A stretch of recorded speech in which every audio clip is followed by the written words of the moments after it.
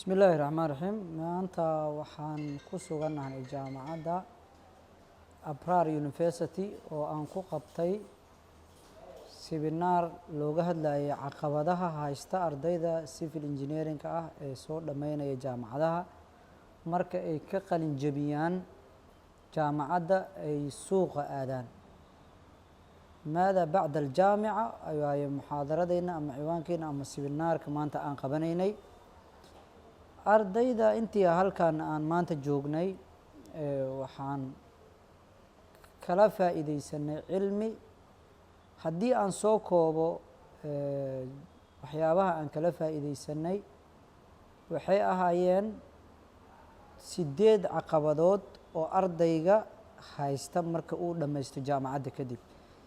8daas caqabadood midda ugu horeysa waxay ahayd ardaygii shaqo markuu helo ama shaqo raadintii uu bilaabo shaqo raadinta qaar way ku dhibtoonayaan ardayda waxaa markaas bilaabmaayo in shaqadii ka hor imaadaba uu yiraahdo war haye maka dhar ma gadaysaa injineer asoo soo dhameeyay ha dukaankan dharka gad labaajadan ka shaqay doobigan ka shaqay suuqan maxay gad hilib gad hadii la xataa inuu gadaayo sababtoo ah wadankii fursad yari shaqo ayaa jirto ardaygiina waxaa ka wareersan jidkii shaqo uu mari lahaa marka locating a job with successful civil engineer career ayaan maanta ka hadlaynay waxaan problemka koowaad ka dhigaynaa marka working under pressure haddii qofka civil engineerka ahi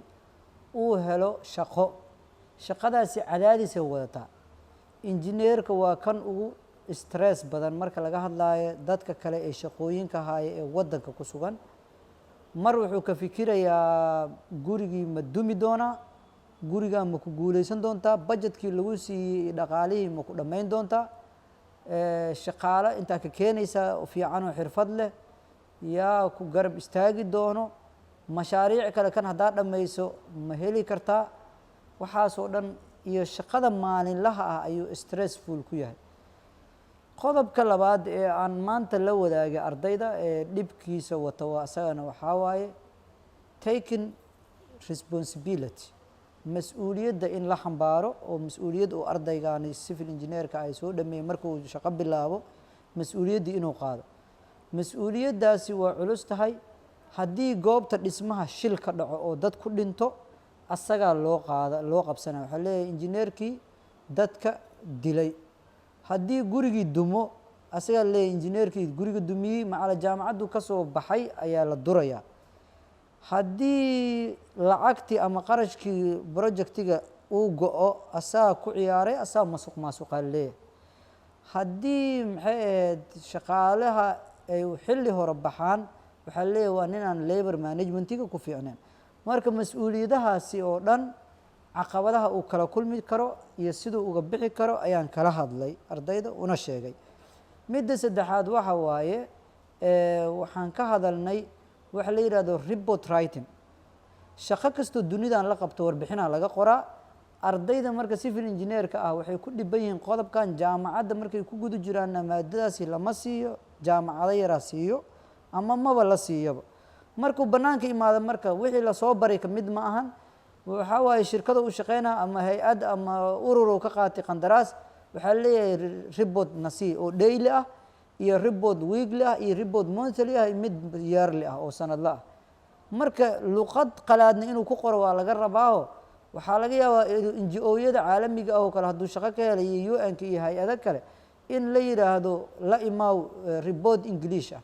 ingiliishkiina marka uusan aqoonin marka midda afraad waxaa waaye ayadana language problem ama barriers for communication of languages waxaa dhici karta ardayga xamar wax ku bartay ee ku dhashay ee civil engineerka ah locally cultural languages aa jira ama waxaa la yidhahda daleetooyin ama afaf oo afguri ah oo loo kala jiro arday xamar ku dhashay oo civil engineer haddii marka loo diro kale waxaa laga yaabaa luqadaasi meeshaas dadka reer marka afguriga ay yaqaaniin inuu aqoonin marka inuu ku dhibtoodo baraawa haddii loo diro luqadda baraawa ama luqadaanan dhihina afguriga baraawaha inuusan aqoonin lahjadii in haddii baydhabo loo diro lahjadii maayga oo ayada luqadda soomaaliga baaxad la eg inuusan aqoonin oo dhow shaqaalihii u shaqaynayay asi communicationkooda xumaado waa midaasi locally communication problemska uu wajahayo marka ardayga maxaa laga rabaa soomaaliya tahay inaad marka tagto ayaan xoogo internship ku soo qaado baydhabo tag haddii markaasi aada xoogo afafkaasi soo barato language problemskii ama barrier problemskii oo communication skillskii ah waa kaa baxaya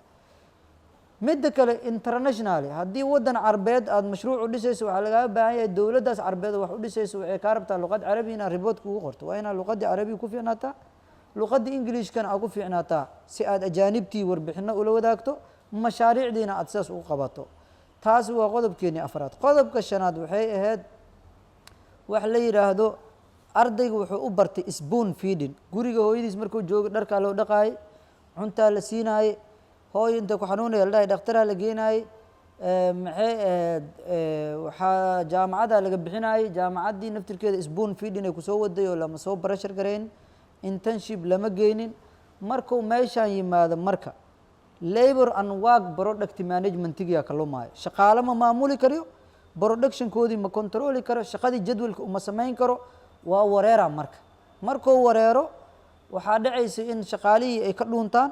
shaqadii uga ciyaaraan gurigii ka qalqaloociyaan jadwalkii uu ka baxo shaqadii jadwalkeeda uu ku wadi waayo marka sidai ardaydan aan maanta seminaarka sii uga baaqsan lahaayeen iyo khibradeyda waa la soo wadaagay midda lixaad waxa waaye mar kasta ayadana loo baahan yahay in laga hadlo waa costi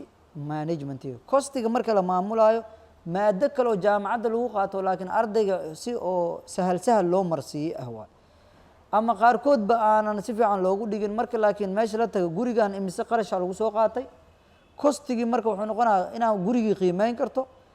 shaqadii inaad qiimeyn karto budgetkii inaad ku controli karto inaad analysis garayn karto shaqaalihii lacagtoo qaadanaya inaad xisaabin karto waxaas oo dhan costingkii managementigoodii soo hoosgalaya midda kale oo toddobaad waxaa waaye wax la yidhaahdo construction healthy managementigi problemska soo qabsanayo waaye in caqabadihii caafimaad inuu maamuli karo ardayga oo shaqaalihii aada ilaalin karta badqabkoodii si aysan berri caqabad kuu soo gaarin adiga ama aysan dhib kaaga soo gaarin shaqada midda sideedaad oo ahaa marka dealing with supervisors in dadka kaa sarreeya ee mashruuca injineerada kaa sarreeya sidaa ula macaamilayso caqabadaha ugu badan ee soomaalida qabtana waxaa waaye soomaalidu xadiisaa jira nabiga sal allahu alay wasalam ka sugnaayo ahaa laysa mina man lam yarxam saqiirana wayacrifu xaqa kabiirana falaysa mina marka ninka aanan kan yar u naxariisan kan weyn xaqiisa garanin naga mid maaha marka soomaalida marka adigoo fresh engineer ah oo hadda jaamacaddii ka soo baxay oo biibla yar ah ay ku qabtaan injineerada kaa waaweyn asxaankuuma galayaan macnaha caqabado badan waa qaar waa ku racdaynayaan qaar waa ku bahdelayaan qaar waa ku adkaanayaan qaar problema kugu bilaabayaan ee kuma garab qabanayaan dariiqii guusha kuma tusayaan caqabadahaasi sida loogu adkaysan karo loogana bixi karo waa la wadaagay ardayda waxa ugu muhiimsan marka oo samariga noqonayo waxay tahay injineer haddaad rabtid inaad noqoto ma ahan jilaac ma ahan shaqo jilcan ma ahan shaqo dulqaad la-aan u baahan injineerku waa inuu dulqaad badan yahay waa inuu sabar badan yahay waa inuu karti leeyahay waa inuu indheergarad yahay genius waa inuu yahay waa inuu yahay nin waaqici ah oo deegaanka uu ka shaqaynayo iyo dabeecadaha dadku la shaqaynayo yaqaano sidaa daraaddeed marka waxaan rabaa kuma ekaan doono sibinaarkan keliya waxa aan walaalahayga dhalinyarada ah ee soo baxaya ee injineerada ah aan la wadaagayo laakiin wuxuu noqon doonaa sibinaaro badan inaan qabto rag waa kuwii meeshay ku kufaan isu sheegay tirahdaa soomaalida aniga waa soo kukufay ilaa hadda 20 projecti aan qabtay oo aan kasoo markii ay bilaabatay inaan wax ka shaqeeyo projectiyada muqdisho iyo soomaaliya ugu weyn aan kasoo shaqeeyey marka wixii aan khibrad leeyahay kolley lacag ugama bedelan doono dadka si bilaash ahaan kula wadaagi doonaa waxaa loo baahan yahay ayaguna inay noqdaan kuwii macnaha iga faa'iidaysto kuwii ayaga aan ka faa'iidaysto qaar baan ka faa'iidaystaa aniga marka injineerada yaryarka arko oo wax badan oo xikmada aan ka faa'iidaystaa marka waddankeena iskaashi u baahan yahay walaalayaalow inaan isgarab istaagno u baahan yahay adinkana waxaan idinkaga baryayaa ilaahay intaan meesha joogtay qalin jibinaysa sanadaha soo socda iyo maalmaha soo socda inaad noqotaan nimankii dalkan wax ka bedeli lahaa shaqo khayr qabta inaad heshaan inaad guulaysataan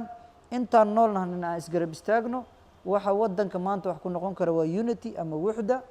in sha allah sidaasaan isku ognaanay seminaarkeennina maanta intaasoo noogu ekaa waxaan uga mahad celinayaa jaamacaddan abraar fursadda inaan halkan soo istaago stagekan oo aan wax ka gudbiyo ee i siisay waxaan rajaynayaa jaamacadaha leading university oo dhinaca engineerinka inay noqoto haddana waa dadaaleysaa oo meel fiican ay maraysaa in sha allah injineerada ka soo baxane waxaan leeyahay kuwa marketka aada looga barto oo niman suuqa ka tilmaaman inay noqdaan waa mahadsantihin. salaamu calaykum waraxmat ullahi wabarakaatu.